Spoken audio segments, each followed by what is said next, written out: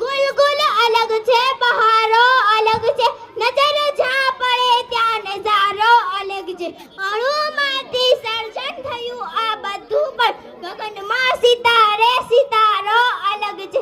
21મી સદી એ જ્ઞાનની સદી, 21મી સદી એ વિજ્ઞાનની સદી. પણ સાથે એવું નહીં લાગતું કે 21મી સદીને થોડી જાગૃત સદી પણ થવું જોઈએ. પ્રાચીન કાળમાં ભારત વર્ષનો ઇતિહાસ જો સુવર્ણ કાળ હોય તો આજે એવો કયા કારણે સર્જાય સુવર્ણ કાળની વાતો તો દૂર રહી. આપણો દેશ એક વિકસિત દેશ પણ નહીં.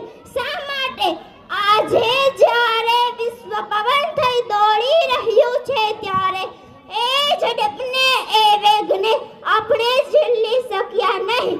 નો ડાઉટ આપણા દેશ પાસે સૌથી મોટો યુવાધન છે. યુવાધન પાસે નોલેજ પણ છે, પણ એ જ નોલેજ કઈ જગ્યા અને કેવી રીતે ઉપયોગ કરવો બસ એ જ આવડત નથી.